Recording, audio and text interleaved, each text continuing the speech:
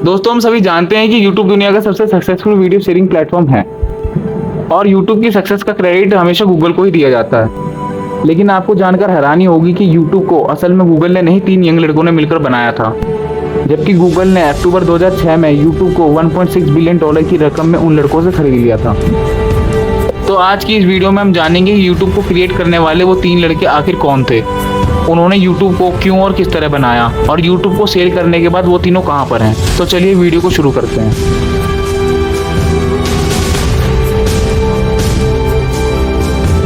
तो दोस्तों, सबसे पहले बात करते हैं जावेद करीम की, जो कि YouTube के तीनों क्रिएटर से सबसे छोटे थे। जावेद का जन्म 5 अक्टूबर 1979 को जर्मनी के मर्सबर्ग टाउन में हुआ था।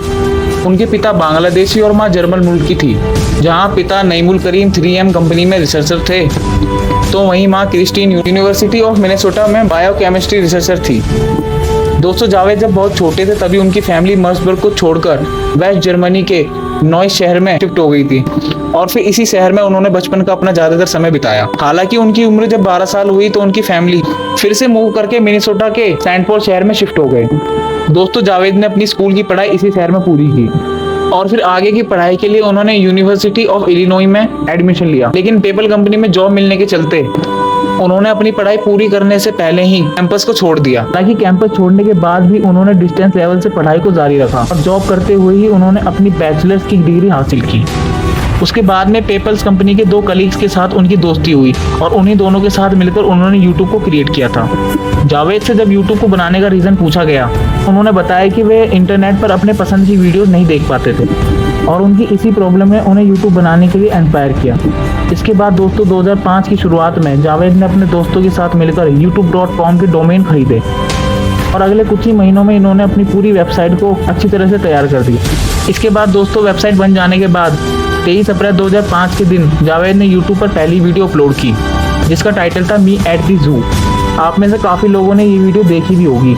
और आपकी जानकारी के लिए बता दें, इस वीडियो में जो लड़का नजर आ रहा है वह असल में जावेद करीम ही है। दोस्तों, जावेद ने YouTube के डेवलपमेंट में बहुत अहम रोल निभाया था, लेकिन फिर अचानक उन्होंने YouTube से क्विट कर दिया। दरअसल उस समय उनकी दिलचस्पी एंटरप्रेन्योरशिप से कहीं ज्यादा स्टडी में थी, क्योंकि वे पढ़ लिख कर एक प्रोफेसर बनना चाहते थे। और साल 2006 में जब YouTube को गूगल ने एक्वायर किया तो उन्होंने केवल अपनी पढ़ाई के लिए YouTube का एम्प्लॉय ना बन के सिर्फ एक इनफॉर्मल एडवाइजर बन गए। हालांकि बाद में उन्होंने ये खुद भी एडमिट किया कि YouTube को छोड़ने का उनका फैसला गलत, क्योंकि उनके इसी फैसले की वजह से कंपनी में उनकी हिस्सेदारी कम हो गई थी। असल में दोस्तों, गूगल ने जब YouTube को एक्वायर किया तो जावेद के हिस्से में गूगल के 1,37,443 शेयर्स आए, जिनकी उस समय वैल्यू $65 मिलियन के आसपास थी। अगर जावेद उन शेयर्स को होल्ड करते और YouTube से जुड़े रहते तो आज शायद वो बिलियनियर होते। लेकिन उन्होंने पढ़ाई के लिए एक अलग ही रास्ता चुना, जहां YouTube को छोड़ने के बाद पहले उन्होंने स्टैनफोर्ड यूनिवर्सिटी से कंप्यूटर साइंस में मास्टर किया और फिर 2 लोगों ने साथ मिलकर 5N नाम की एक कंपनी शुरू की, जो नए स्टार्टअप्स को मेंटरशिप, गाइडेंस और कंसल्टिंग प्रोवाइड करती थी। और दोस्तों, आज भी वह इसी कंपनी को चला रहे हैं। खैर दोस्तों, ये तो हुई जावेद करीम की हिस्ट्री। अब बात करते हैं YouTube के दूसरे फाउंडर चैट हर्ली के बारे में। दोस्तों, चैट हर्ली का जन्म 24 जनवरी 1977 को अमेरिका के रेडिंग शहर में हुआ था। चैट को बचपन से ही आर्ट्स में काफी ज्यादा दिलचस्पी थी, जिसके चलते स्कूल के समय से ही उन्होंने अपने स्केचेस और आर्ट्स वर्क्स को सेल करना शुरू कर दिया। लेकिन जब वो हाई स्कूल में पहुंचे तो आर्ट्स के साथ साथ उनका इंटरेस्ट कंप्यूटर और टेक्नोलॉजी में बढ़ने लगा और हाई स्कूल के दौरान ही वे टेक्नोलॉजी स्टूडेंट एसोसिएशन के मेंबर बन गए। इसके अलावा उन्हें रनिंग में भी काफी दिलचस्पी थी और इस स्पोर्ट्स में उन्होंने 1992 और 94 दौरान उन्होंने स्टेट टाइटल्स भी जीते थे। दोस्तों, स्कूल कंप्लीट करने के बाद Sydney Indiana university of Pennsylvania से फाइन आर्ट में BA किया और यूनिवर्सिटी की पढ़ाई पूरी होने के बाद और उन्हें भी जावेद करीम की तरह ही पेपल में जॉब मिल गई, जहां वे पेपल के यूजर इंटरफेस और लोगो डिजाइनिंग का काम संभालते थे। और जैसा कि हमने आपको पहले ही बताया कि पेपल कंपनी में चिड की मुलाकात 2 लोगों से हुई और फिर इन तीनों ने ही मिलकर YouTube को डेवलप किया था। दोस्तों, YouTube को फाउंड करने के बाद चैट ही इसी कंपनी के पहले CEO बनाए गए। हालांकि उस समय उनका काम YouTube के शेयरिंग और टैगिंग फीचर को मैनेज करना था। इसके बाद अक्टूबर 2006 में जब गूगल ने YouTube को एक्वायर किया, चैट ने कंपनी को एकदम से क्विट नहीं किया, बल्कि वे 2010 के एंड तक YouTube के CEO का पद संभालते रहे। और YouTube से जुड़े रहने का उन्हें फायदा ये हुआ कि YouTube के बिकने पर उनके हिस्से में सबसे बड़ी रकम आई। दरअसल दोस्तों, YouTube को सेल करने के बदले में चिट को गूगल के 6,87,094 शेयर्स डायरेक्टली, 41,232 शेयर्स एक ट्रस्ट के जरिए प्राप्त हुए थे।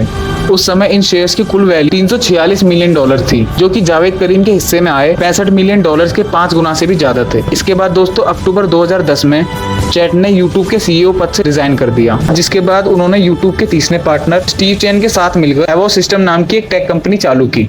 दरअसल यह एक इंक्यूबेटर कंपनी थी जो डेवलपर्स को रियल टाइम में एप्लीकेशन डेवलप करके देती थी। हालांकि इस कंपनी ने अलग अलग एप्लीकेशंस बनाए, लेकिन उन सभी में चिट की नजर हमेशा एक ही कंपनी पर टिकी रही, जिसका नाम था मिक्सबिट। लेकिन दोस्तों उनकी काफी कोशिश करने के बाद भी मिक्सबिट यूट्यूब के जैसे सक्सेस हासिल नहीं कर पाई और 2018 में ब्लू जींस नाम की कंपनी ने मिक्सबिट को एक्वायर कर लिया।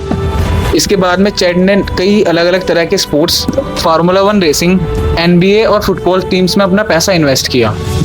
खैर ये तो हुई यूट्यूब के दूसरे फाउंडर चैट हर्ली की बात। चलिए यूट्यूब के आखिरी और तीसरे फाउंडर स्टीव चेन के बारे में जानते हैं। दोस्तों स्टीव चेन का जन्म 25 अगस्त 1978 को ताइवान के ताइपे शहर में हुआ था। उन्होंने अपनी जिंदगी के शुरुआती 8 साल इसी शहर में रहकर बिताए, जिसके बाद उनकी फैमिली अमेरिका के प्रॉस्पेक्ट हाई सिटी में शिफ्ट हो गई।